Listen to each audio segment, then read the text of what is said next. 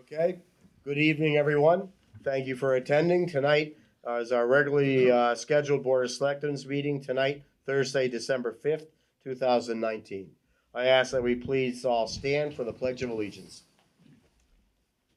I pledge allegiance to the flag of the United States of America and to the republic for which it stands, one nation, under God, indivisible, with liberty and justice for all. Thank you. We're going to do something a little bit different. Before we actually do the public comment, there are 3 pieces of documentation that I want to make sure get read into the record. And then I've got some things that I just want everybody to keep in mind, and then we'll open it up to the floor. John? Yeah. So this. Hello?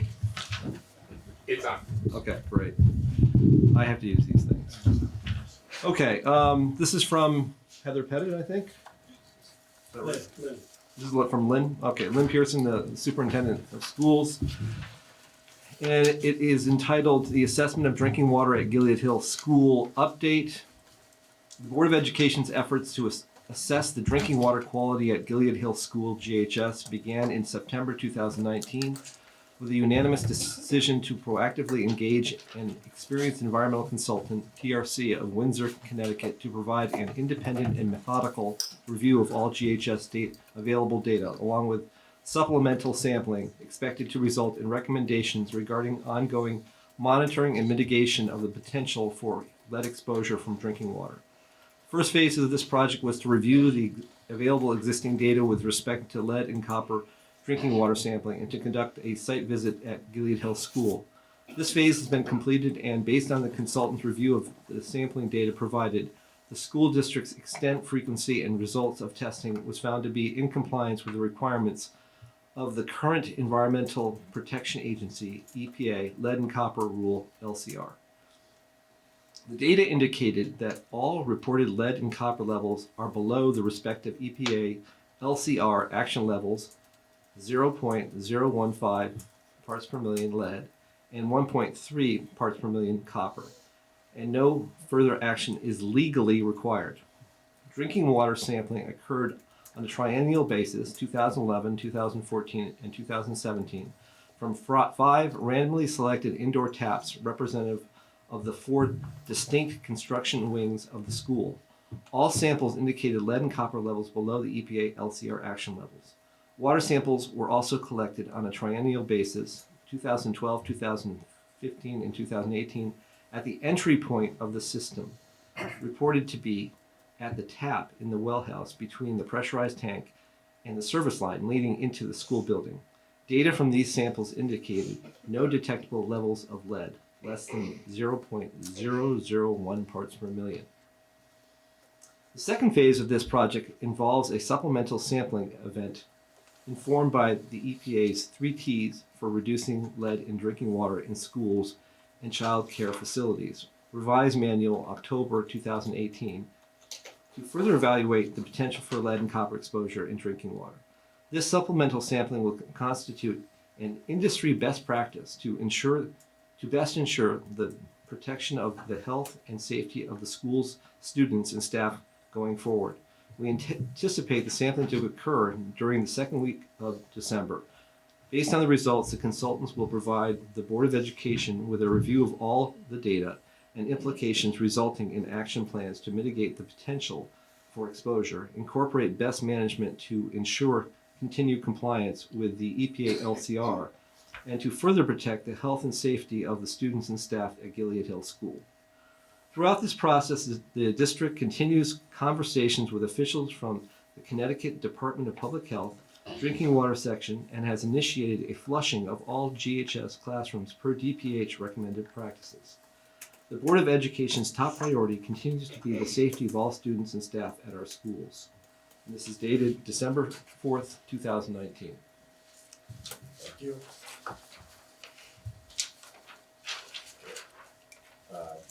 Gail, you have a letter? I have a letter to read, yes.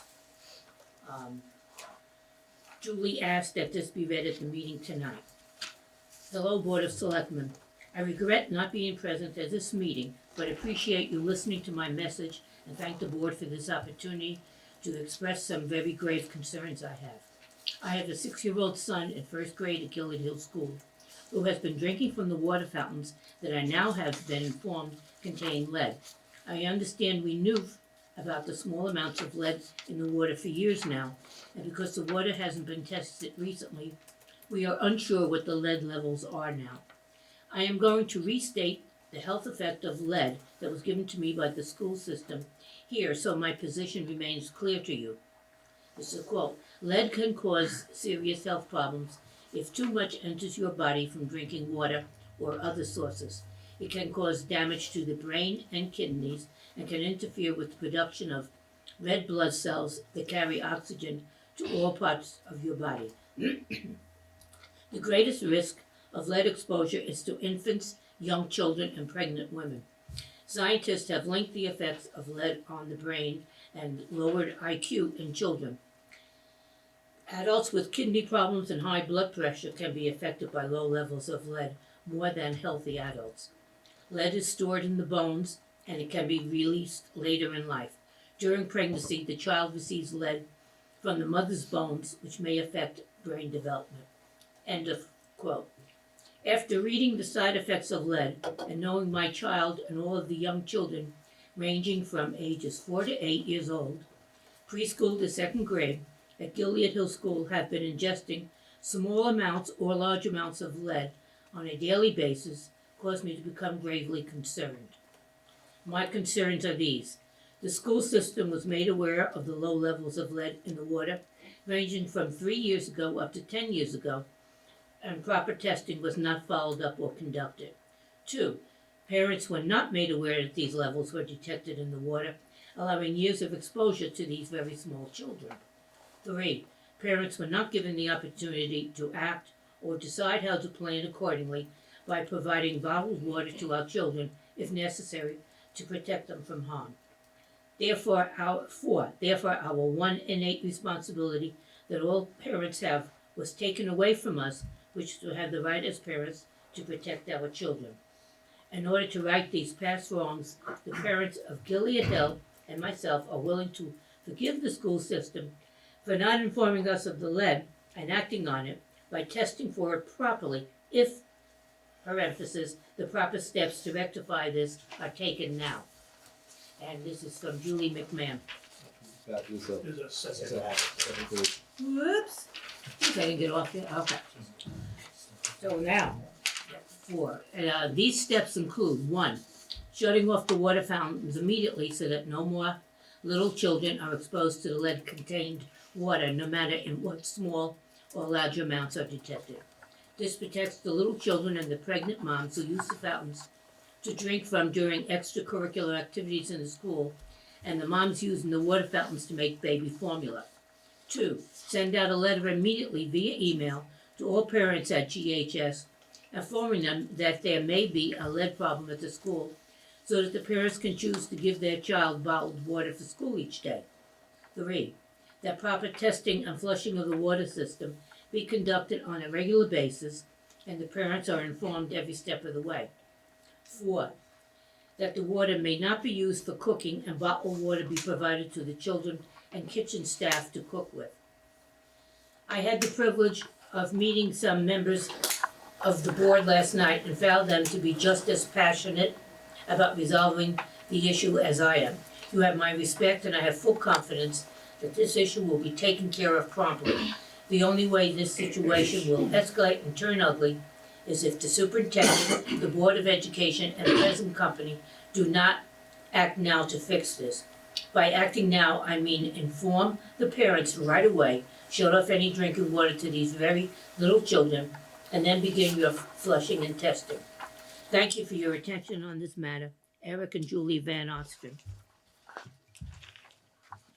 And then I have one, somebody want to read this one? I'm happy to read it if you Sure. like. Okay. This is an email from Russell Melmed. He's a master of public health. He's the director of health at Chatham Health District. So, and we're within that jurisdiction in Hebron. Andy, thanks for including me on the call with the DPH drinking water section this afternoon. Just to summarize what I learned, it sounds like the most recent testing for lead done at the school in 2017 did not find any results above the EPA action level of 15 parts per billion. The closest were in room 27, 9.9 parts per billion, and the music room, 4 parts per billion, with the remaining sampling sites coming back at very low levels, around 1 part per billion. I understand from the call that the Gilead Hills School has already implemented a flushing program, and if that is the case, I agree with DPH's recommendation that flushing should be done in the morning after water has been sitting in the pipes undisturbed overnight. DPH mentioned that the EPA had established a maximum contaminant level goal of 0. This is not an enforceable level, like the action level, but simply recognizes the fact that there is no safe level of lead that can be consumed. In light of that, I think your approach to engage a consultant and develop a plan to further reduce the levels of lead at consumption points in the school is a sound approach. EPA has developed a program called 3Ts, which DPH mentioned on the call. It is a useful guidance document for schools looking to do what Hebron is doing, and I would not be surprised if your consultant mentions it. As always, feel free to reach out to me with any questions. Russ, and this is sent December 2nd, on Monday. After reading those letters, again, want to try to reiterate, and please keep in mind that we, the Board of Selectmen, have no control over the schools. We will listen to you, but at best, we can only suggest to the schools. Now, it sounds like they are really being proactive in this, but, understand, we don't have power over the schools. By state laws, the schools are run by the superintendent and the Board of Education.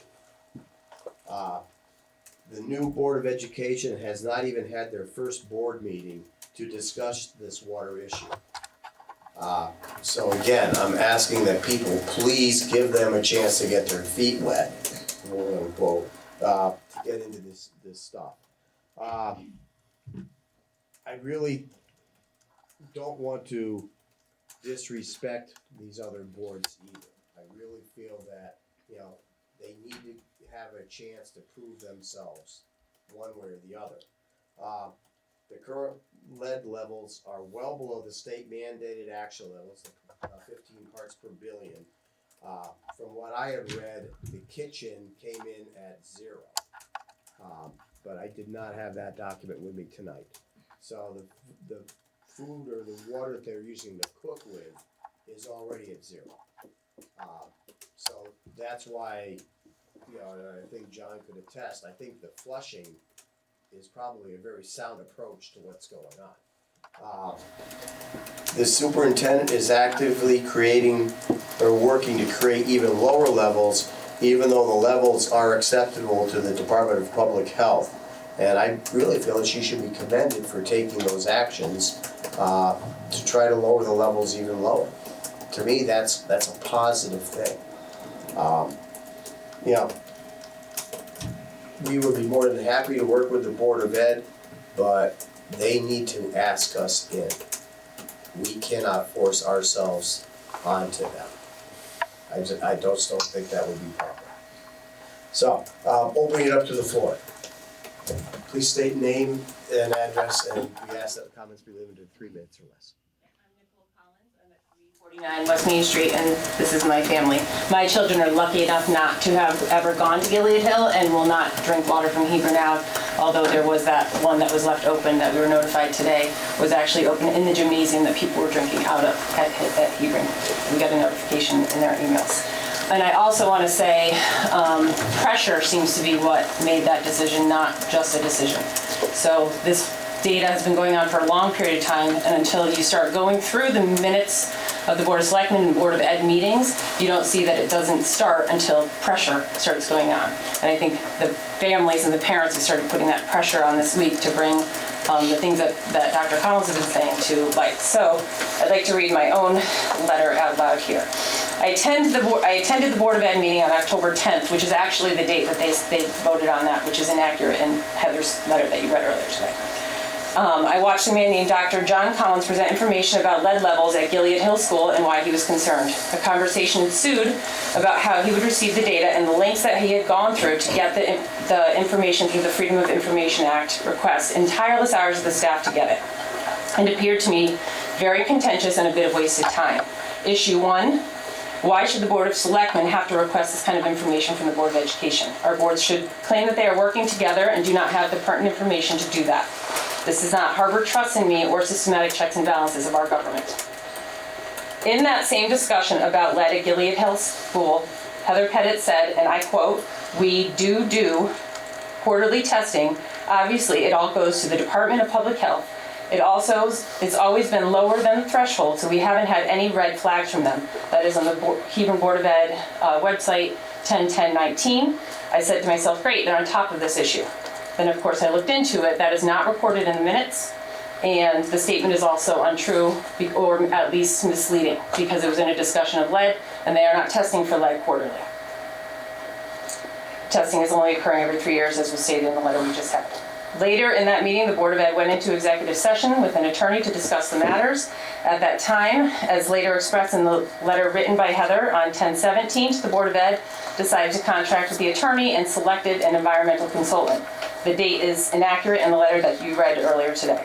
That's issue number 4. If lead was not an issue before, then why all of a sudden in the fall of 2019 were they suddenly taking action? I have to assume this has to do with Dr. Collins' comments and persistence given the timeline, and as families, we thank you for that. I watched 2 Board of Selectmen meetings, 10/17, 11/7. I was one of 2 people watching online, and then was alone, the only person watching online. So people watch your meetings. Well, me, anyways.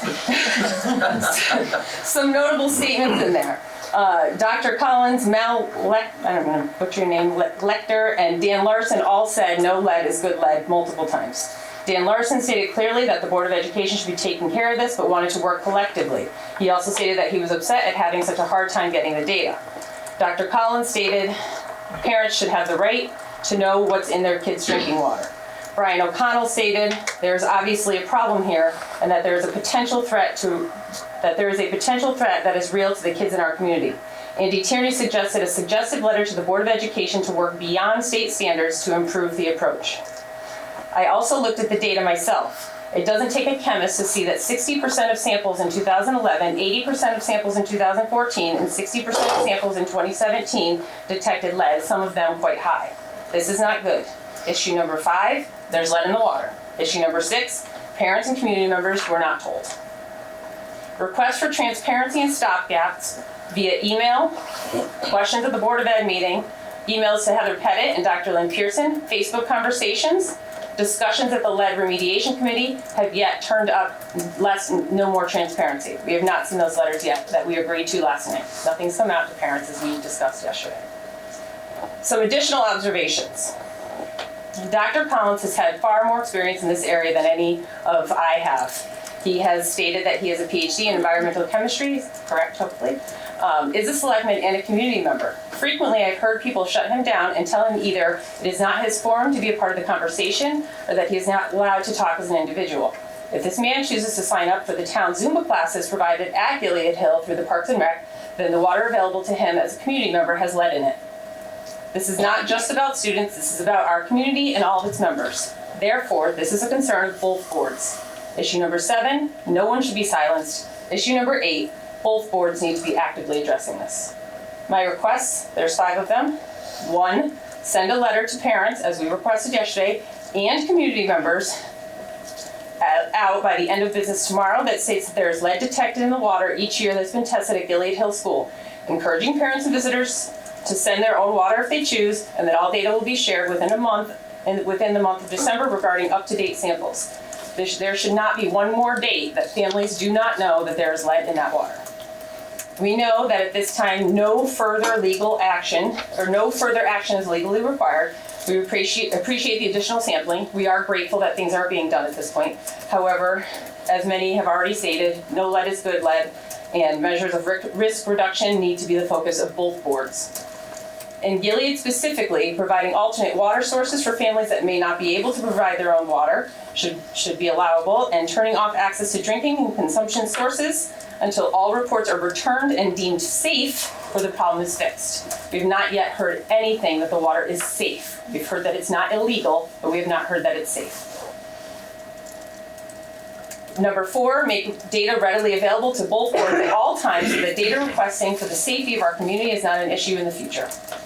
And then number 5, additionally, we have had more parents involved tonight, 1, 2, 3, 4, and a few that have sent letters, than we have had. So I do request, and we have people watching, and we've promised that we will forward the videos to them. I do request that the selectmen describe the history of how we've gotten to this process and how you will make sure that we no longer have unsafe water and we ensure safe drinking water in our schools.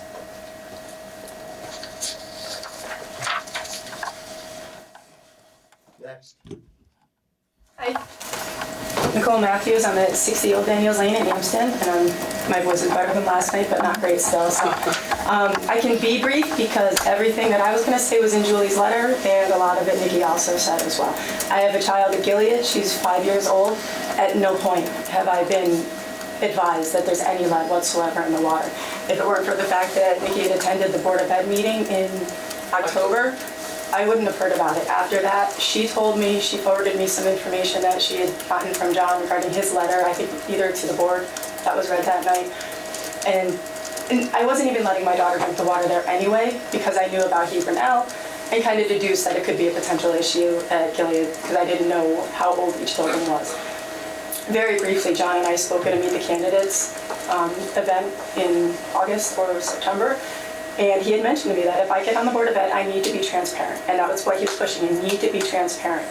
And we talked about the fact that it did take some pulling of teeth to get information about the Hebron L lead issue. And I said to him, okay, well, what about Gilead? Like, how old is that? Is that gonna be an issue too? And he kind of just looked at me like, okay, clearly a light bulb just went off in my head, and it was something that he was already aware of and addressing. So my big concern there, as I'm getting into a roundabout way, I wouldn't have known if I wasn't running for the Board of Ed, because I wouldn't have ever met John, I wouldn't have ever met Nikki. She wouldn't have been at that meeting, she wouldn't have known. We shouldn't have to seek this information. We shouldn't have to watch every Board of Selectmen meeting. We shouldn't have to watch every Board of Ed meeting. That information should come to us. And that's, I think, the real issue right now, is that transparency. That, hey, yes, in the past we have had, even though it's small amounts, relatively small amounts, and if you consider the fact that they're small children, and it's a greater risk in smaller people, that it's there and it's a risk, and totally lost my train of thought. And parents have the right to. And parents need to know, and they need to be the ones to make that choice. My daughter doesn't drink the water there, but she's 5. I can't make her do what I say when she's not in my line of vision. So I don't know. She could still be drinking it, but she's not the only kid there. And again, there's, 5 of us here? That's only 5 of us. That's still an entire school full of parents who don't know that the water could be dangerous. And we're glad that stuff is being done, but the parents need to know in the meantime. They can't wait for those results. And I don't feel that it's being done proactively. I think it's being done reactively, and I think that's a big problem as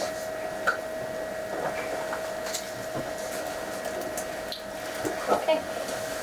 I'm Katie Hurley. I live at 43 Uncas Drive. I've been a member of town since 2003 when my husband and I both moved here.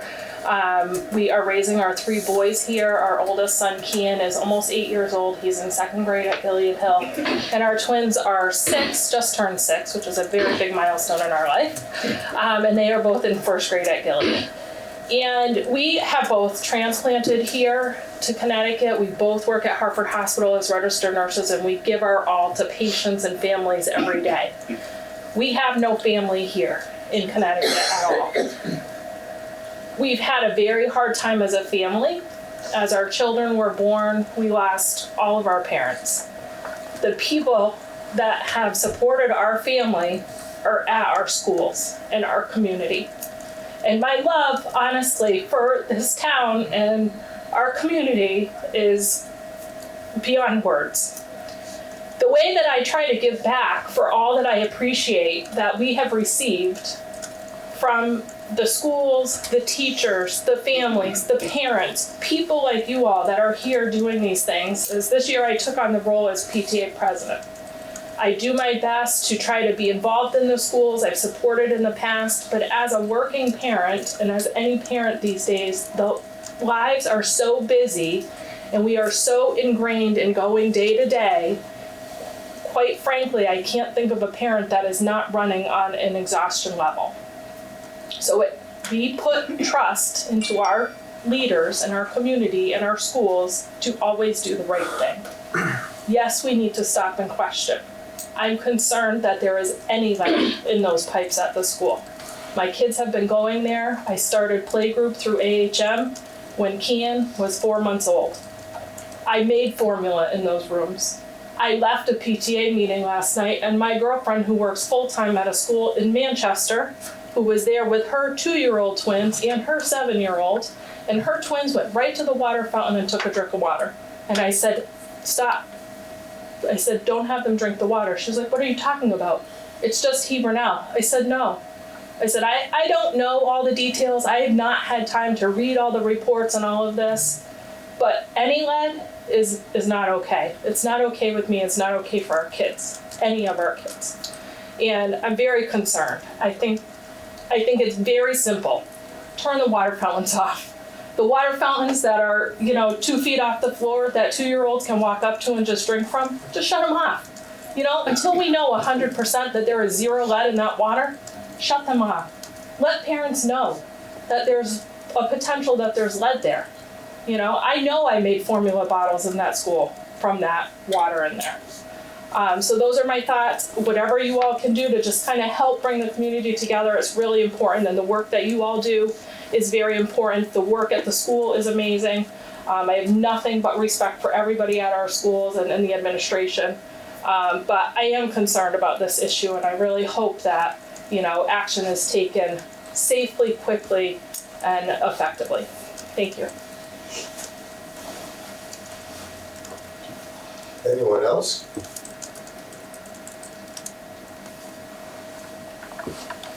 Okay. I know you have your letter written.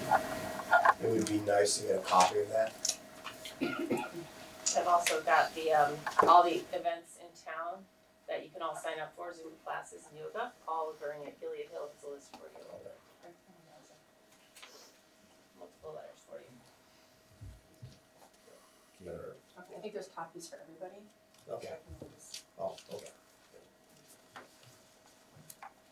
Okay. As I say, we can only suggest. That is where our power ends. Sorry, yes. I can add some stuff if you. Yes, Well, please. Just some of the actions that were reported to me today from the superintendent after receiving that first letter that was read. So they are flushing. The sampling's supposed to be done next week, as was reported last night. And in order to shut off the water fountains, that would need to be a vote by the Board of Education, which they're willing to take under, or add to the agenda at their next meeting. But they're hoping maybe to have the results back from the sampling by that time as well. But she just laid a couple of those points out, that in order to shut those water fountains off, it needs to be a vote from the Board of Ed. I don't think they're gonna have a special meeting to do that. I think that'll be brought up at their next meeting. But as was stated, I believe last night, the sampling is supposed to take place next week. Was that voted on? Because I got the sense that they had gotten a proposal and they had to vote on it. You're probably right. I don't believe it was voted on because they hadn't had a meeting. Right. Thank you.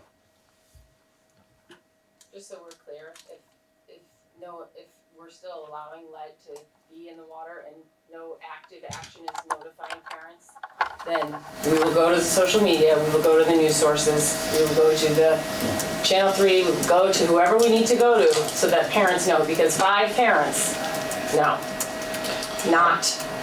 I would be interested in how many other towns in the state of Connecticut have lead levels below the 15 parts per billion. That's a false Zero is has the nothing to do part. with Yes, what it- we're asking. No. Not illegal, safe. Tell me that water is safe.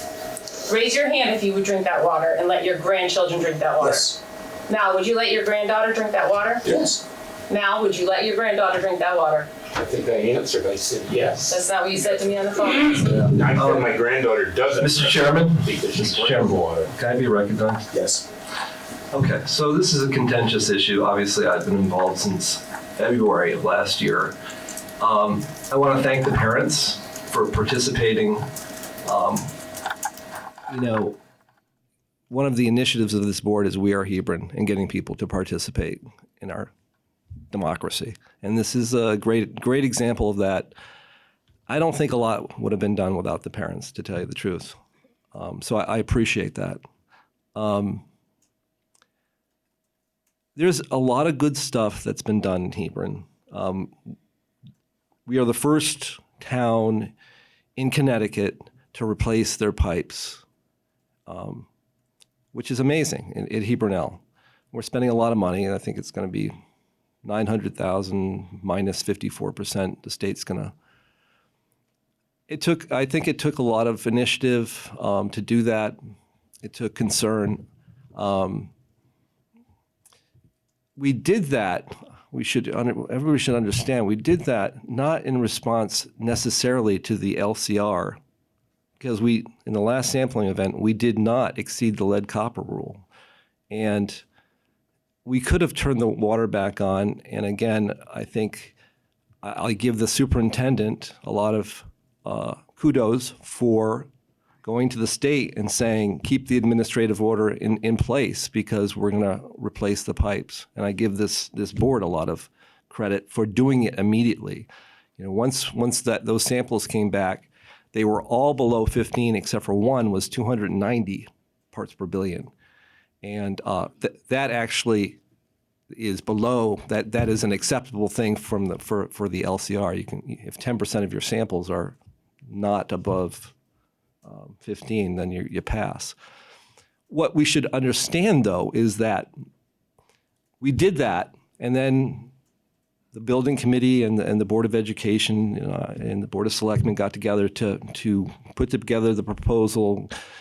The next sampling event in June of 2019 was a complete disaster. I mean, we had exceedances of the LCR out the wazoo. I mean, it was unbelievable. It was screaming hot.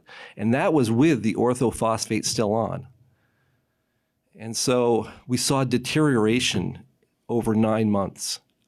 And then in November, we just got more confirmation sampling. And again, it just shows the entire, not only the old building, but the new parts of the school, the new pipes have mobile lead in them that's coming from various places. And so it's a good thing we're replacing it, I guess. But it also goes into the decision making. So, we have a older school at Gilead Hill. We do have, we haven't exceeded the LCR, but we've only had 15 samples in the last 10 years. That's not much. The 3T's guidance requires 10 samples a year. So, I mean, we're way below that. And a sample, people should understand, is not a definitive number. You can say, well, the kitchen was non-detect, but that's just a sample. If you took it 10 minutes later, it wouldn't be. So it's only as good as the data quality that you have. And we don't have data quality, and we don't have data quantity. And that's where, in February of last year, as we were going through this process, we met with the section chief of the water division, who is very good. It's been very helpful. I want to thank the state for all the help they've given us. And she, at the end of the meeting, mentioned that Gilead Hill, this is a meeting for Hebron, replace the pipes, and mentioned that Gilead Hill had higher hits or had hits, which to me was, if we're replacing the pipes at Hebron, we better start looking at Gilead Hill, to check all our boxes. And that's where, I guess I became the messenger. And I tried to get the data from the Board of Education. They had at least the 2017 data, and they didn't give it to me. And the one thing in this process that bothers me most is that I had to FOIA it. I had to get I had to actually go and get them legally compelled to get the data. I mean, I'm a taxpayer. I'm a citizen. I'm a parent. Never mind, I'm a selectman. Never mind, I'm involved in this project. And I can't get the data? Are you kidding me? So throughout this process, in February, I did suggest we start flushing because I didn't know what we had. In June, I sent them a letter of concern, no reply. And so finally in August, I did the FOIA, and I got the data I got one part of the data in September, which had the 9.8 parts per billion. Now, the reason why that concerns me is because when I was a human health risk assessor, and I did this for a living, and I was at Hanford, I was at all these horrible places. I worked for large companies that had significant. I worked for Dow Company. I was a consultant for Dow. I mean, they had some significant issues. We would get the data, and the data was always available to everybody. It had to be. The community had a right to know. So if you had a contaminated area here, all the residents would have it. There'd be a website, and you could get on, and you could see what the concentrations were. Transparency was essential to trust. When we did that, we would construct imaginary exposure pathways. That is, we'd say, well, what would happen if you had a pica child, somebody that had a compulsion for eating dirt, and they ate some of this contaminated material? Not happening, but that would be the exposure pathway that would lead to multi-million-dollar remediation. Well, in this case, we have a complete exposure pathway in the school itself. It's not imaginary, to a sensitive group of people, the children. There's nobody more sensitive than that. That means that they are more apt to be harmed by these contaminants than adults. And I just didn't understand why all the data wasn't available, and why we weren't talking about this. So, as we go through this, the one thing that we need more than anything is the data. Because the data speaks. The data will tell us if we have a problem. We can deal with remediation. We can deal with mitigation. We can reduce the risk if we have the data. And, it was the process that the Board of Education has gone through has been pretty slow. I have great hopes for the new people. I do. I think they're young. That's good, right? Young people, responsible. But at the end of this, what I would like is greater communication and trust between the Board of Selectmen and the Board of Education. I'd like to be able to feel like we're partnering in this. We don't want to usurp any powers of the Board of Education, but we want to be responsible. I do, think, obviously the threshold concentration of 15 parts per billion is important, but if you should know that it was never developed to protect human beings. And certainly it was never developed to protect. It's not a health-based standard. It's a practical standard. It's a cost-based standard, and it doesn't protect children. So I think our policy has to be going forward to reduce concentrations in a practicable way. So was my only thoughts. We need data, and we need to reduce the concentrations as best we can. And we have to keep an eye on that system, because at Hebron, we saw that that system deteriorated so fast, and you went from small amounts of lead to colloidal materials that were coming off of rusted and corroded pipes. So again, I thank the parents. I think we're heading towards a solution, and I have a lot of hope, and I want to thank everybody that's, participated. Thank you. I keep seeing him putting his hand up. It's like, yes, adjusting the camera.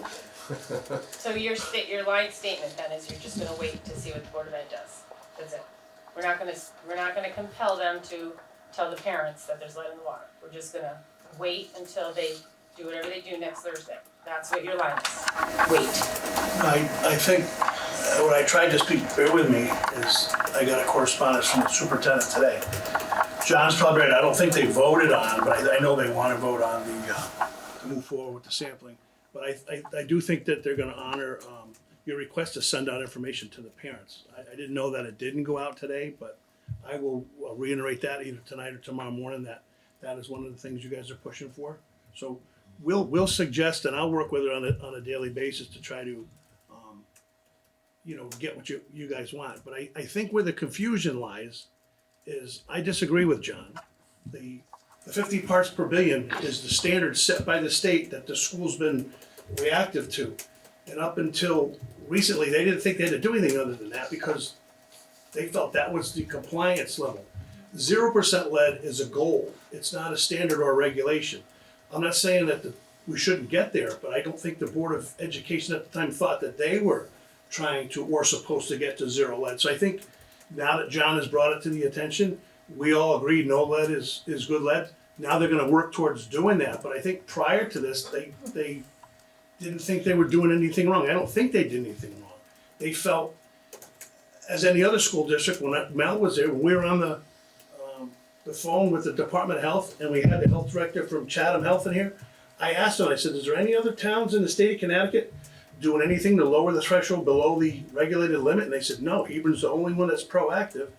And you're the only ones that are very proactive. We're replacing all the pipes in your school. So in the school administration's mind, they feel that they were doing a good job. And I'm not disputing what you're looking to go to now. I don't disagree with that. I think all these things are really great.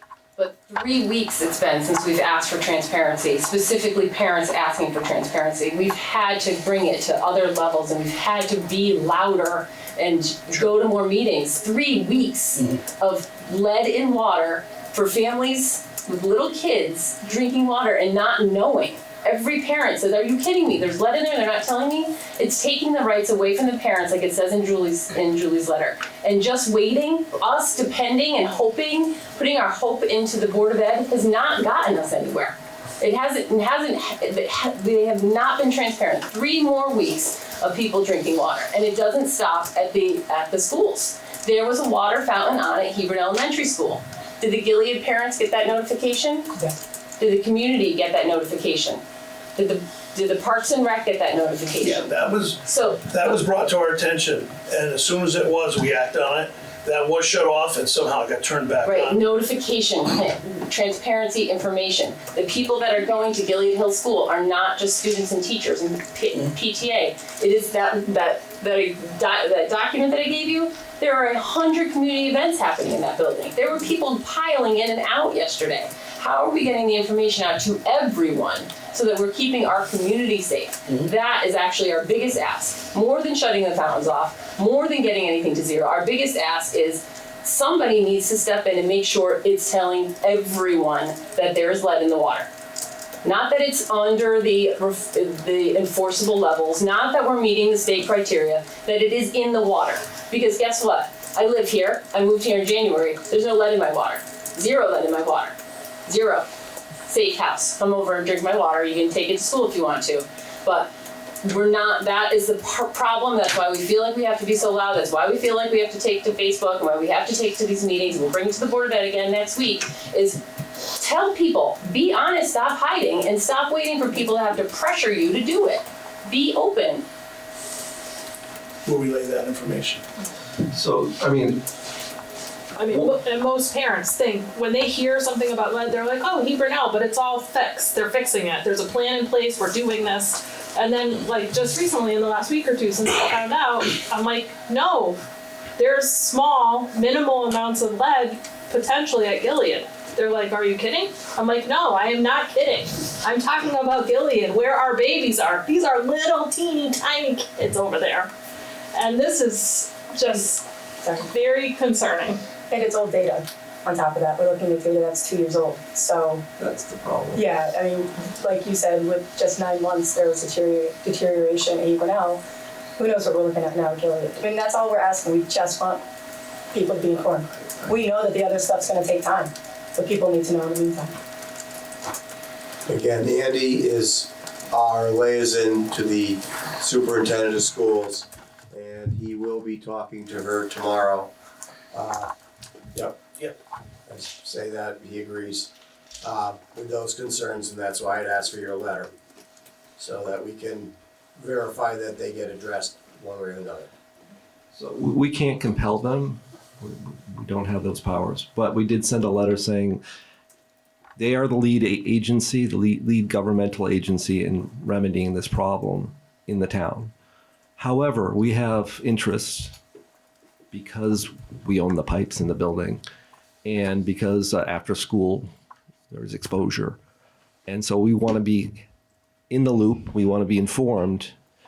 I do agree with you that communication has not been great because I'm a selectman and I don't know what's going on. I didn't know that they had started flushing, to tell you the truth. I'm glad to hear it. I found that out a couple days ago. But Andy, I think you need to make sure that Lynn is communicating with you and you're communicating with us, not just at meetings, but in email as to what's going on. I would appreciate that because what's happened is, and the reason why other towns haven't reacted yet is because this EPA came out with this finding a year ago. And it's a completely unusual finding. The EPA is a very conservative agency, a very good scientific agency, but they don't come out with alarmist stuff. So when they came out and said there's no safe level of lead, that's a good thing to notice, and it's good that we've done that. And maybe the Board of Ed is just catching up. And like I said, I have a lot of hope for the new board. Thank you. Okay, moving on. We don't have anybody further good to know. Okay. Thank you again, parents. Okay. Appointments and resignations. And we have the numbers. I passed out a new item, so the one in your packet, you can just put aside and go off the new one. And the new one is two-sided. Right. So under appointments and resignations, under A, appointment to the Library Board of Trustees, the Douglas Library of Hebron Association has recommended that Schmeisel R. Republican to the Douglas Library Board of Trustees to fill the vacancy created by Julie Vesey's recent resignation. And then there's a proposed motion if so be it.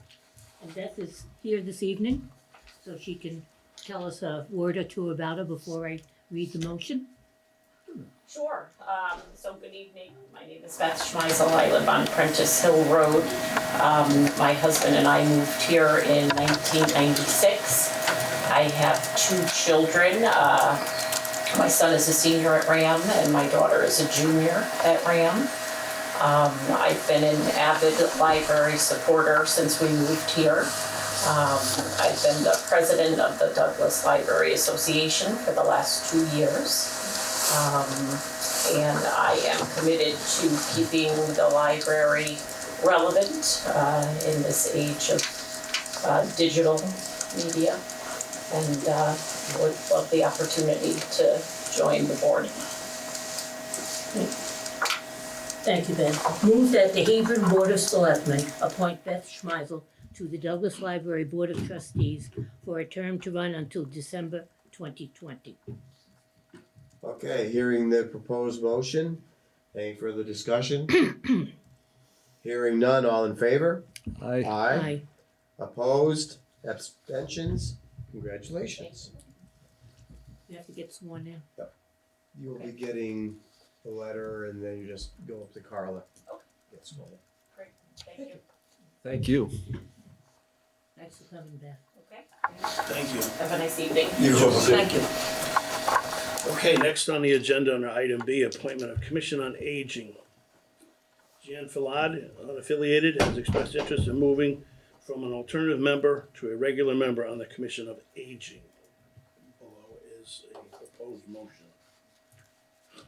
Move that the Hebron Board of Selectmen appoint Jan Filade as a regular member of the Commission on Aging for a term to run until December 2023. Okay, hearing the motion, any further discussion? All in favor, signify by saying aye. Aye. Opposed, abstentions, so be it. Thank you, Jan. Okay. Item C, appointment to the Commission on Aging alternate. Attaches a letter from Scott Kaufman, R., expressing his interest in being appointed to the Commission on Aging. With a proposed motion. Move that the Hebron Board of Selectmen appoint Scott Kaufman as an alternate member on the Commission on Aging for a term to run until December 2021. Okay, hearing the motion, any further discussion? Hearing none, all in favor, signify by saying aye. Aye. Opposed, abstentions, so be it. Okay, moving right along. Item D is appointment to the Economic Development Commission. Attaches a correspondence from Judy Purdell, a D Democrat, expressing her interest in being appointed to the Economic Development Let me Commission. do it? Yeah, you do it. Okay, sure. Move that the Hebron Board of Selectmen appoint Judy Padell as a regular member of the Economic Development Commission for a term to run until December 2020. Okay, any further discussion? All in favor, signify by saying aye. Aye. Opposed, abstentions, so be it. And then this last one, I guess we just read this, move that the Hebron Board of Selectmen formalize the appointment of John Collins as the Board of Selectmen's representative to the Open Space Land Acquisition Committee. Any further discussion? Hearing none, all in favor, say by saying aye. Aye. Aye, opposed, abstentions, so be it. I'll abstain. Oh, okay, one abstention. Okay. I found out that actually that's the fun committee. Oh, Good okay. time last night. I've been looking for that. And took me 2 years. Okay, next. Next is item 6A, and this is an approved amendment to the Connecticut Water Company's access agreement. They wanna, it was time driven on the Ridge Road property, so they just wanna renew that without any changes, but they're adding another parcel, as I expressed to you, down on the southern end of town. Okay. So that is what is in front of you today. It's pretty much just a formality to let them go in there and do some more testing. Some, looking into if they wanna put more wells in. Okay. So, and then I'll give you an update in the town manager's report on other activities of the water company, which I think you'll be pleased to hear. But if you can approve this, this would allow them to get going to start looking into other areas. Other well site potential? What was that land in? They do or we do? Town of Hebron.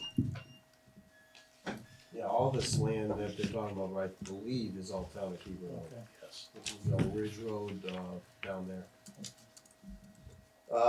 Move to the Hebron Board of Selectmen approve the second amendment to access agreement between the town of Hebron and the Connecticut Water Company and authorize Andrew J. Turney to sign the agreement. Open it up for discussion? Sounds like he needs that. And we should approve it. I thought we were going to talk about the second amendment when I saw that. No. No, we'll pass No. on that one, John. Yep. All water priorities, no. We're going to have squirt guns though. Right. Okay, hearing no further discussion, all in favor, signify by saying aye. Aye. Opposed, abstentions, so be it. Okay. There's no other old business. The next item would be 7A under new business. No, any other old business? Nope. Okay. 7A is adopt revised town of Hebron policy for alcohol and controlled substance testing department of transportation. So this is something we needed to do. Attached is a draft of the proposed amendment to the town of Hebron policy of alcohol and controlled substance testing department of transportation. This policy covers the CDL drivers employed by the town, including the Public Works Department, Recreation Department, and senior van drivers. This policy was reviewed by the town's attorney as part of the personnel policies review. So there's a proposed motion there. Okay. I have a question on this. And I may not be able to answer it. Maybe, I don't know. During emergency calls, would this also be the firefighters or first responders driving CDL or Class Q required? They have their own testing, but they fall underneath that. Are they under this policy? They have their own. Okay. It's a different one. Okay, It's not this one. it would not be this one, but they do have, They're, let me look into that. I know they get tested when we take them on, whether it's random, I don't know that answer tonight. okay. I can look into that. Yeah, I'm just, because again, they are driving Yep. that class and size vehicle. I'm pretty sure the SOPs and operating procedure for our fire department is being followed. Let me just find out what that is, Okay, as far as this item is concerned. perfect. So when you say, randomly as opposed to with cause, or either or? Either or. Okay. Yeah, they can do it for cause, but But there's Well, we also have- a random provision. it's at a any law time. for a CDL driver Okay. that they're Right. involved in a random drug alcohol test. Okay, thank you. Okay, any further discussion? Just had a question. What was the model for that drove the changes? Pardon? What was the model? I mean, what was the basis to make the changes? Why is it, would we lose a company or something? We're going to No, when we did the personnel policies review, we gave this policy to the attorney. And the last time we adopted this was in '96, so it's there's just a been some changes. And there will be more, probably soon, with the whole legalization of marijuana and all of that. But this is the current standard. So the attorney makes the recommended changes, or did we as a town make the recommended changes and have it reviewed by the attorney?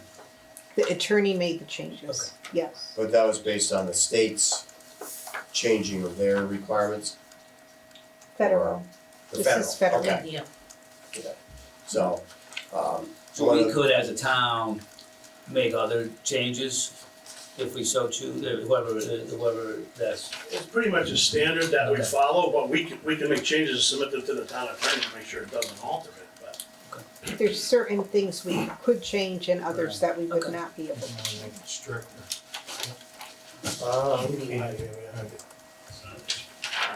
the thing is, if the feds are the ones that are pushing it, you're kinda sorta locked into having to do it. Because they withhold highway funds when you don't do what Well, they that, want. plus if anything ever to happen. So, You're lost. you wanna read this? If you want me to, Sure. we only read. The motion.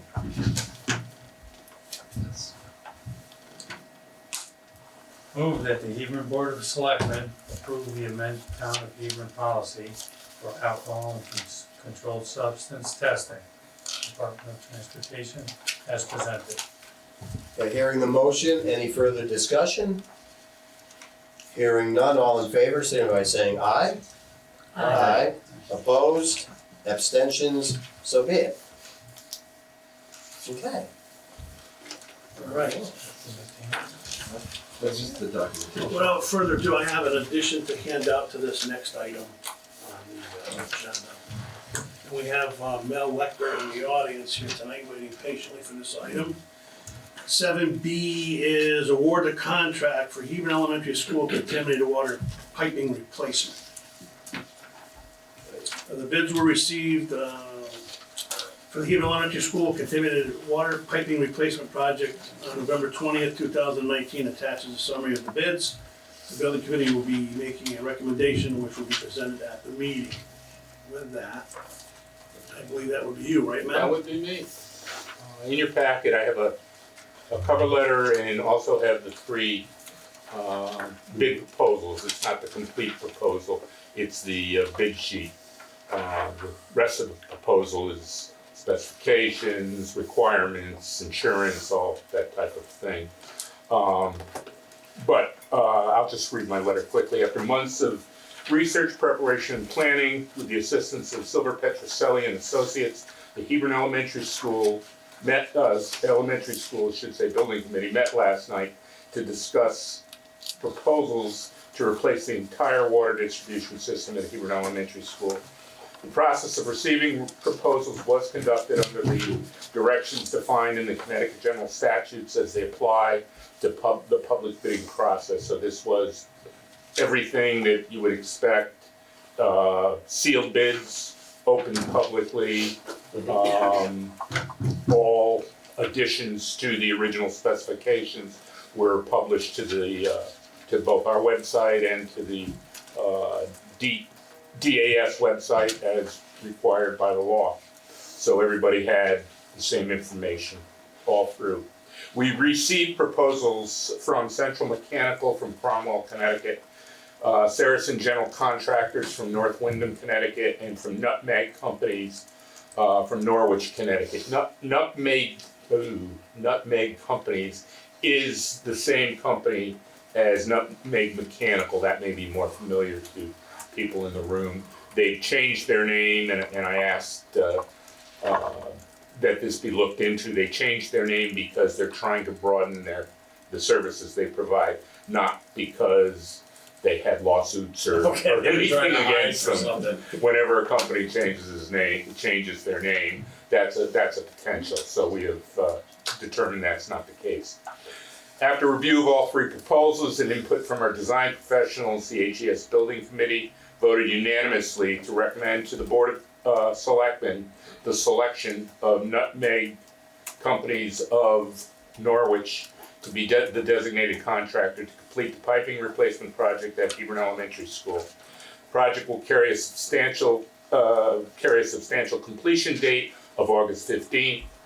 We also request that the Board of Selectmen approve Town Manager Andrew J. Tierney to be authorized to sign a contract with Nutmeg Companies in order to complete the execution of their proposal.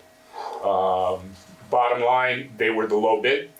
The bids were designed initially because we were looking for the lowest possible price, that any water lines under 2 inch would be made not of copper, but would be PEX, would be plastic. There was some resistance from the state. They're not big fans of plastic, but it is approved. And we checked with the building inspector, and he said if it was in the code, which it is, he had no problem with it. We were surprised. The option 1, which is the one we selected, was all copper. Option 2, which it's in the attachment.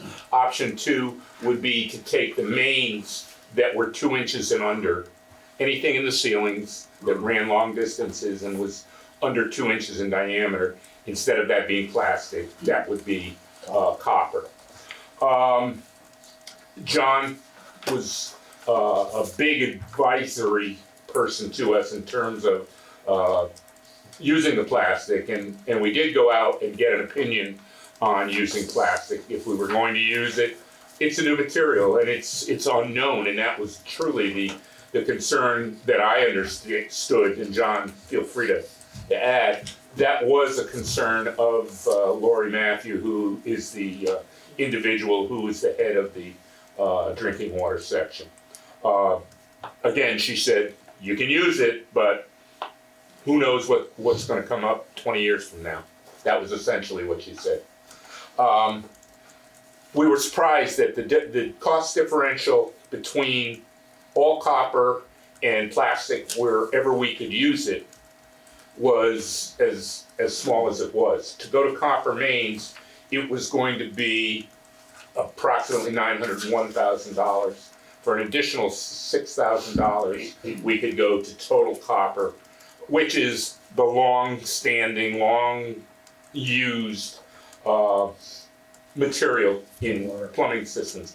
This, by the way, this system, even though solder is no longer lead containing. This system, as bid and responded to, will be put together using compression. Nothing will be soldered. So we are recommending both the base bid of $885,200 and alternate number 1 for $22,400, and so we're asking you to approve the expense of $907,600 for the contract with Nutmeg Mechanicals. And I'd be glad to answer any questions that you may have, if I can. Chairman, I have a question. Yes. I have a question. Sure. Now, is price the sole criterion for which you award this bid or recommend this bid? We under, go ahead. How do we know this is a reputable company? Have we checked to see any past, jobs that they've done? Have we sought recommendations? Okay. As part of their submission, they submit references that have been checked. We've spoken to their references. We also, under the public bid, we are required under public bid to select the lowest, what's the word they use? Responsible bid. Okay. Meaning somebody came in lower than they were, however, they had lawsuits against them. Or they didn't deliver the projects on time, then we could make an exception to it. So this happened to be the lowest bid and also happened to have a very good reputation. They are located in Norwich. They've done a lot of work in schools, and we got nothing but positive comments from them. And I believe, I'm not sure if it was this town or the town I worked in, did we use Nutmeg Mechanical in town? Still do it, certain instances. So it is Nutmeg Mechanical people. So they're proven to us too. Yeah. Thanks, Mel. Sure. Okay. Did we ever find out what happened? We thought we were going to save 100, 200,000 on the PECs. Yeah, I mean, did the copper? that's why I said we were surprised when we saw this. We asked the question of the contractor, and if you remember when Scott Mihalik is the engineer, the plumbing engineer that designed this, and he was very non-committal in terms of what it would save. He said, yes, it will save you some money, but he gave us examples of, and correct me if I'm wrong, but I think he said material-wise, you're gonna pay about 65 cents a foot for the PEX, and the matching copper, meaning same diameter copper, you're gonna pay $12.50 a foot. How could it not be different? I don't know the answer to that, but Yeah, and all three bids. I mean, It was illegal. yeah, there was Yeah. no huge. I mean, there was some savings, but not huge. so I guess our assumption was incorrect, Yeah, I guess so. and Or the price of copper went down. yeah, no, that I know hasn't happened. But even the price of copper, Mal, it looks like they, in the full copper, all three companies use some basic percentage off the main bid. Yes. From 2.5% to 10%, 2.5%, 5%, and 10%. So it didn't seem to necessarily correlate. It's a little more than that, because what you have to look at is the difference between their alternate 1 and alternate 2. Okay. Because alternate 1 was all copper except for the drop. So the mains run through the ceilings. You have a sink there. From the main, you come down with plastic. So it's less plastic, and this one happened to be the lowest in that ad cost above option 2. So, but the total cost is the lowest. Sure. Yeah. No. I like that. When they talked about contingencies in terms of are there items that might, I know we put down not to exceed, but are there items and things that could drive that cost up? Yeah, and that something else that I didn't put in here because it can always change, but This is the bid based on our specification. And one of the things that you worry about in a project like this is opening up a wall and finding asbestos. So prior to putting the bid itself together, we had an environmental company come through along with the the engineers, and they said, well, you probably have, or you have a high potential of having, asbestos here and here, and they identified areas where they thought there might be asbestos. Those are covered under this $907,000. If they were to find asbestos somewhere else, then that comes in at an additional cost. And if you go through page 2 and page 3, you'll see some of the unit cost type of things that could affect it. Generally, there are additions. This company, one of the reasons that we hired, and I think I explained it to the board at the time you approved the Silver Petrocelli contract, is that they provided a history in their presentation to us of change order record. And their change orders were under 1%. So now, will that happen here? But they do have a good record. And of course, change orders, by the way, are reimbursable along with the rest of the work, providing they're an approved expenditure to begin with. But to go a little bit further, the appropriation was $1,222,891.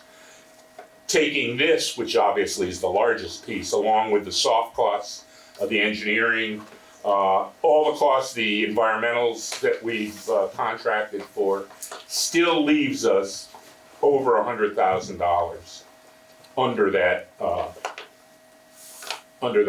number. So, and the environmental costs are a not to exceed number, which was one thing that we did when we got them, because depending on how much we use the environmental people is going to depend on what we pay them. Right now, we haven't paid them a lot of money.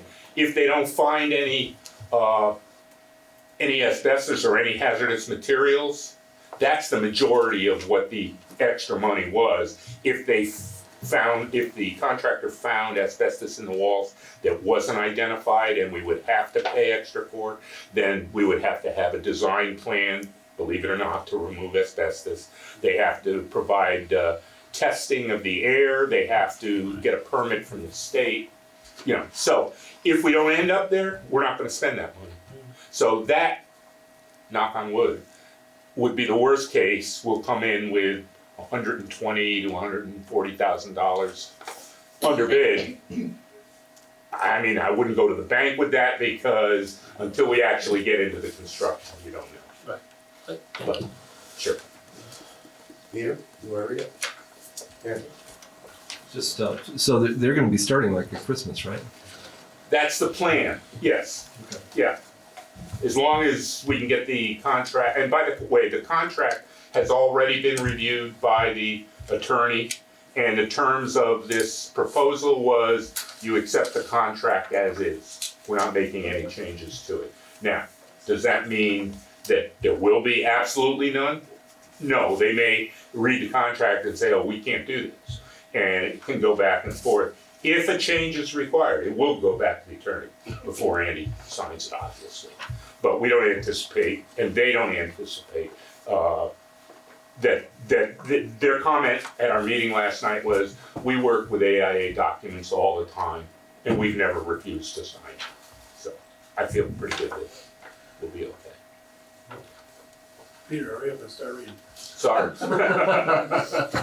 Move that the Hebron Board of Selectmen award the contract for the Hebron Elementary School contaminated water piping replacement project to the Nutmeg Companies Incorporated in an amount not to exceed $907,600. Okay, hearing the motion, any further discussion? Here, Did we authorize Andy?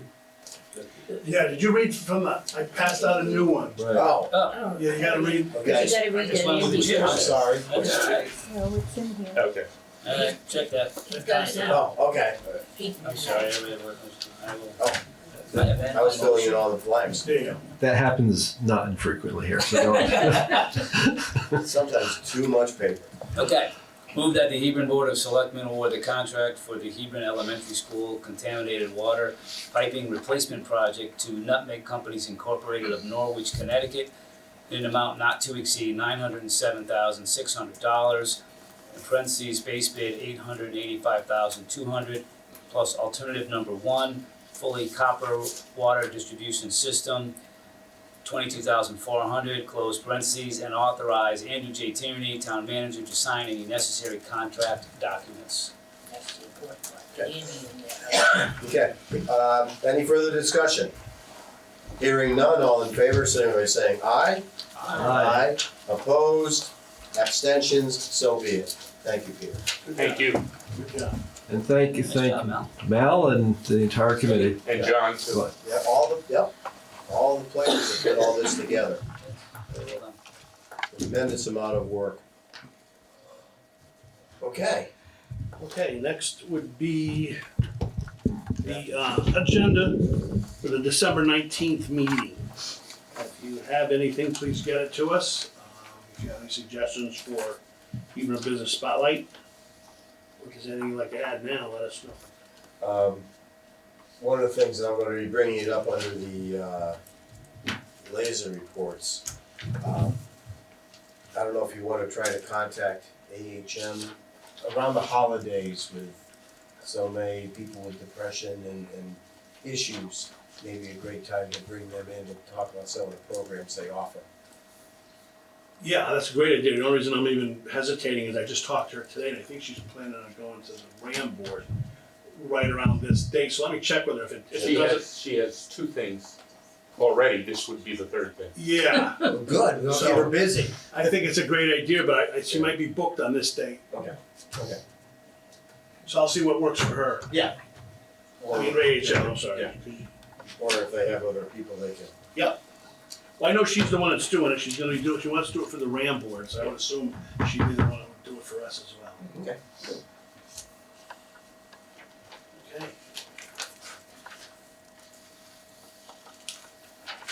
Okay. Any other new business? Town manager's report? Okay, under correspondence, I also passed, I know like John stated, there's a lot of stuff that got passed out after the packet went out, but kind of came in after the fact. So this is rather important. I want to make sure everybody here knows that they're invited to this.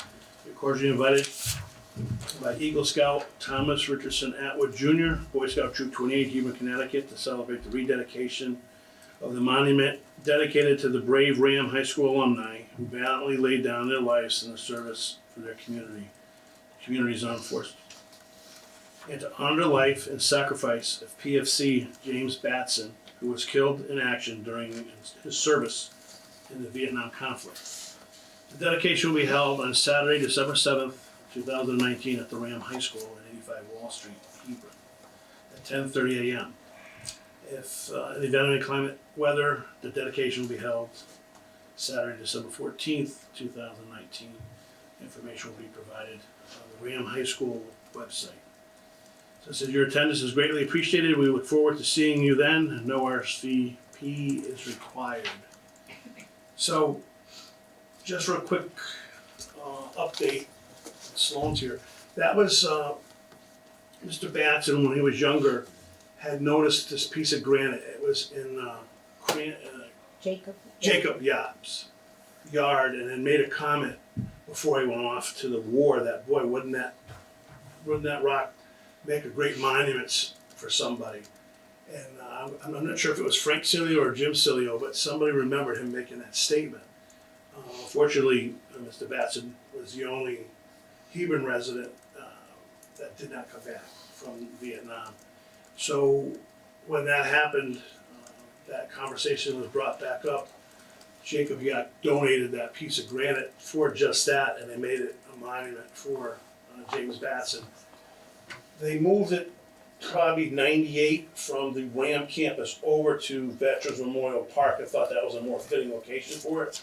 But as Veterans Park grew and fields grew and dugouts got added and stuff, it kind of got pushed off in a corner where it wasn't really being recognized. So him being a Ram student and the significance of his loss of his life and this Eagle Scouts project, they repurposed it, redid it, and put it underneath the flags, or right next to the flags that fly at the Ram High School to hopefully be memorialized there for the rest of its duration. So I thought it was a great Eagle Scout project.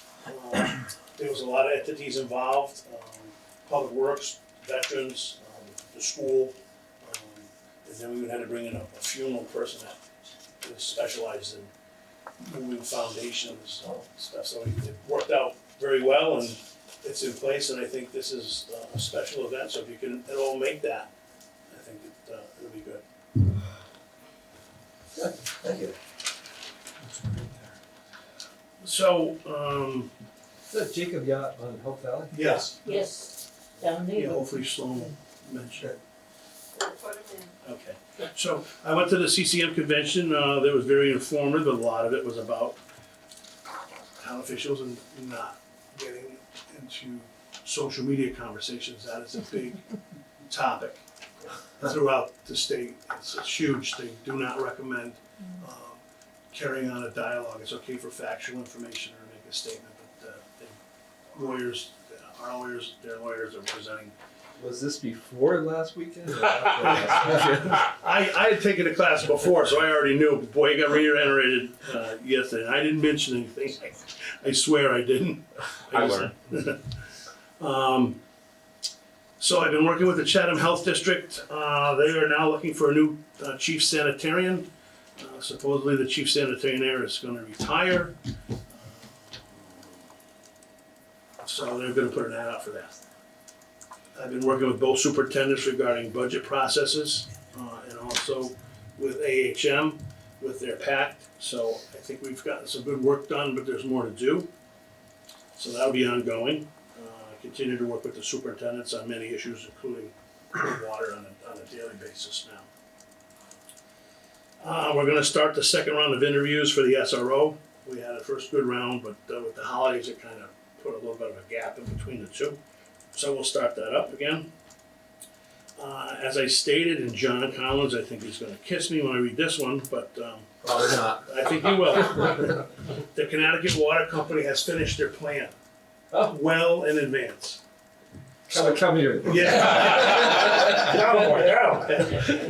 So I promised you that I'd work with them to try to get that done, and I think Yeah. I'd come in on half the time. Yeah. They're gonna present that to Michael Leary and myself next week for review, and then I'll submit it to DPH, but as soon as we get something, we will share it. They're gonna send it to us, and we'll share it with all That's you. fantastic. Yeah, that's, I promised you we'd get that turned around, and we did, so I take kudos for that.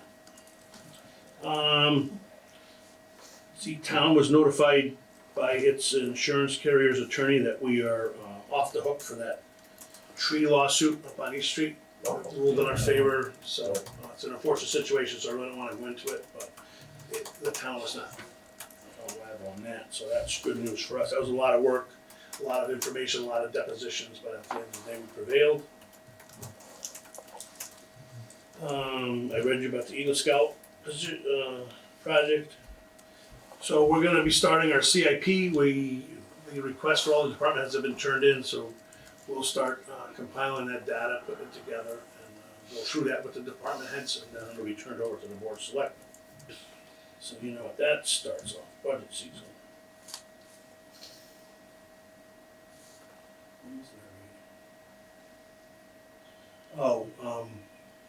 It was our month in court. The courts ruled in our favor on the Tertian Mill properties. Okay. Oh, good. So we're gonna move forward, hopefully with an auction, but he has a right to appeal. So we'll see how that goes, but we're getting closer. It's been a year in the court system, but we're moving forward in that. So, and we still have somebody interested in that property. So that's it. Changing gears, but not was there ever any interest in the old Parham gas station property? Well, you know that's still Brown's Right. Brown site, Yeah. and Brownsville. Brownsfield. We continued, I think we've done 3 grant applications only to get turned down because of, I don't wanna say the size of the project, our criteria and how we're rated, our demographics. So we've reached out to Senator Osteen and a few of the other people. I've got boards and commissions and town planners doing this work and submitting these grants from time and time again to get turned down. They're starting to get frustrated. And the message that I get back to them is keep applying, keep applying. But that's a double-edged sword. They really don't wanna, it's a lot of work and they do it and then just to get turned down because of how fluent our community is, and the project to us is very important. So we have people, once again, interested, but we need to partner and get the monies to do the cleanup, or otherwise it's not really a reachable goal. So we continue to work on that, along with other things. Hopefully, I talked to the governor yesterday, believe it or not, personally, and they're gonna have a session the 18th of December, and they're gonna free up some of the bond money that they've been holding. And they're gonna deal with some of these other, the hospital situation and things like that. So they're gonna have a session, which was the 18th and 19th of December. So hopefully some municipalities will get some of that money they've been holding back. So I don't know what else is in there, Okay. but that's all I have. Okay. Next would be our consent agenda. These are items considered routine in nature, which may be voted on individually or as a group. Any board member who wishes to discuss a particular item in this section may request the chair to remove it for later discussion and a separate vote if necessary. And we have the November 19th, 2019 special meeting, the November 21st, 2019 joint special meeting, and the November 21st, 2019 regular meeting, and then the tax refund as listed. So does anybody have anything they wanna pull out? The joint meeting minutes are not there. We didn't get them yet. Oh, okay. So it'll be just 9.81 and 9.83 then. Good, okay. Make a motion that the Board of Selectmen approve the following consent agenda items and motions contained therein as if individually adopted, and that would be the November 19th special meeting and the November 21st, 2019 regular meeting, and then the tax refund. Any further discussion? All in favor, signify by saying aye. Aye. Opposed, abstentions, so be it. Okay. And our liaison reports. Oh, and we changed at the top of the list. All right. Mr. Rivera. Next Wednesday, AHM, the Hebron Police, the State Police, and RAM are putting on a presentation to all the winter athletes and their parents. It's mandatory that they come to get educated in the misuse of social media. Oh, So we've put together a program for that. I started a group called the Peacemakers, which are kids from the school who are dedicated to making their school a safer and better place. And they're making a presentation based on their own examples of being demeaned, humiliated, or social media bullying them. And I think it's gonna be a very effective night, because it's mandatory. So 100 to 150 parents will be there. that's very good. So that's the main thing we've been working on. And we've been continuing to work with Czech, trying to reduce vaping and drug use in town. It's just an ongoing thing. Okay. While you're on the roll, do you have anything on Rambo BOE? That one's, I don't, because I haven't been to a meeting of theirs yet. Okay. Good. Okay, next, Gail. All right, let's see, the Douglas Library of Hebron. The community holiday party is going to be this Saturday, December 7th. It will start with the train exhibit in the Old Town Hall at noon. Then this is going to be followed by the Bubbleology program at 1 p.m. in the community room of the library. Santa is expected at 3:30, and then the tree lighting at 4 p.m. So you know where I'll be all day Saturday.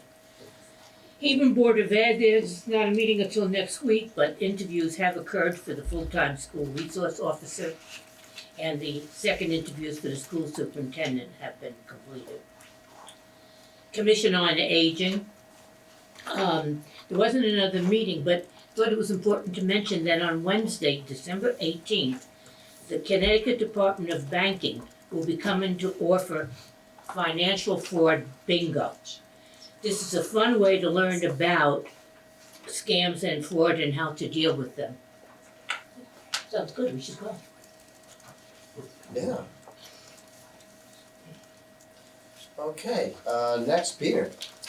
Board of Finance is, next week, correct? So that's when was it? Is it? You don't know. How soon they forget. What? No, you're not next week. I don't remember, it's on my schedule. I don't have it memorized. And the Parks and Rec Commission changed their meeting due to the weather, so that's been rescheduled to the 9th, so I haven't attended that. Okay, John. So land acquisition met, and as I said, that's the fun committee, and I'm pretty sure I'm gonna be able to change the name of the park to Bobcat Park. So, which is why I got on there. What do we look at? We're looking at the connection between the trails, which is ongoing. But, and then in terms of the Hebron water project, I have a proposal actually. We have a unique data set because we're the first school and we have all this data and we have all the different sections from 1948, 57. We all have different types of pipe. I thought it might be a good study for somebody to get sections of the pipe when we're done. Yeah, and take them and examine them through spectroscopy and different types of extractions to see What caused this? what caused it. Right. Yeah. Be a nice thing to give back to the state, since they're giving us $600,000 or $700,000. Anyways, I reached out to a UConn professor, a couple of UConn professors. One guy in the engineering department is extremely interested, and we're going to be talking about looking for funding.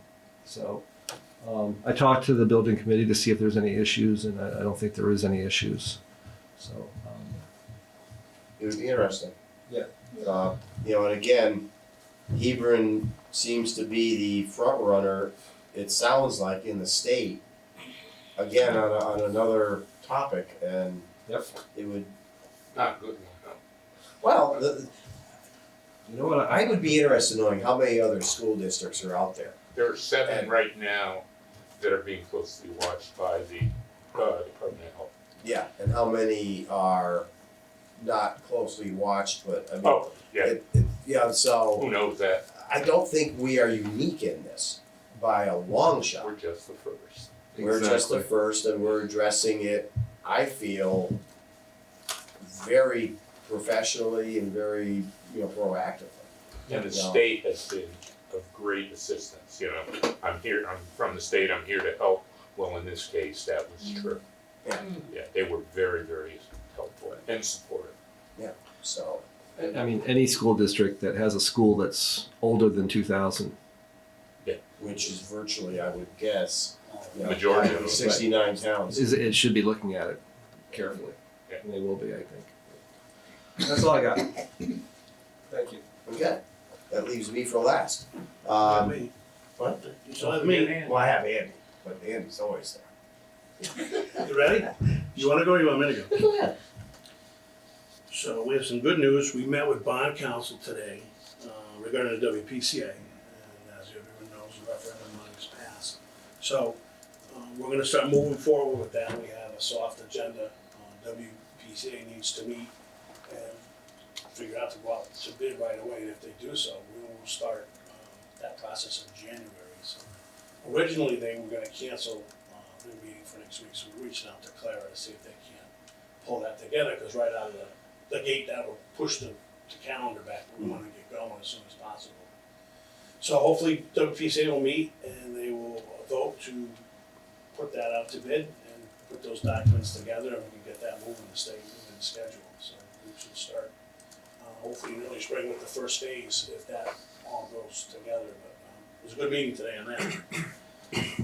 And then the other, and if there's no other questions, I'll move on to the Ram campus. Design is complete. There was a couple comments from DOT in review, so the architect engineer has gone back and forth a little bit, but we're circling the drain on that to get moved to out to bid, which we want to do so we can get some good bidders throughout the summer, so it's ready to go first thing in the spring. So that is at the attorneys being reviewed on the town's behalf. And Don, I forgot to tell you, I'm going to tell you 3 times today that we need to send that to our insurance carrier as well. It's been recommended, so hopefully remind me tomorrow to that. So those are 2 big projects within the town of Hebron that are moving forward. And then also we're starting the design work on the redesign of the intersection of 316 and 66. That project is starting as well. I don't have a time frame on that construction end of it, but the design and review, it took 2 years for the sidewalk, so I can only assume that's gonna be at least that. But we're moving forward and the funds are in place. Okay. I have a question about, this may be related or may not be. Are we gonna be able to put the informational sign up in front of, Ram that money's Yeah, I been got found for? Scott Leslie's meeting, when's he meeting with me, Don? I think Monday. Monday? He's bringing somebody in and look to see what town approvals he needs to do that, but Will that affect anything that's going on as far as construction in the front, as the placement of it?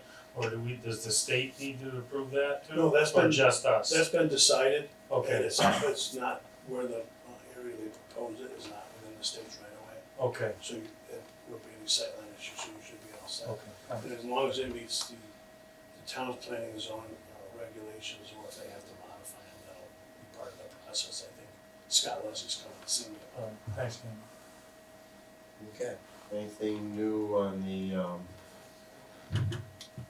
new senior, the plans for Yes. Rifkin? Thank you. I was thinking Yeah. Russell, Yes. and I was like, I know No, that's wrong. it's Rifkin. Yes, but Okay. I just got those in this afternoon. Okay. I got the schematic for the building Okay. design, but I'll probably have that for the next meeting. Okay. Great. Okay. I've got nothing with Hebron Historic Properties. Well, actually, that's not true. They are going to be having the train set up. So they're going to have being events at the Old Town Hall starting this Saturday. And so come and see the old trains. And that's always been a fun thing for both adults and kids. The fire department had 54 seniors attend the Thanksgiving dinner that's put on by the fire department, so that was neat. One bittersweet thing, one of the people that was at the dinner with his wife actually passed away, I want to say Thursday evening. But he had been going to the thing since its inception, and it's 30 years. We've been at dinner. So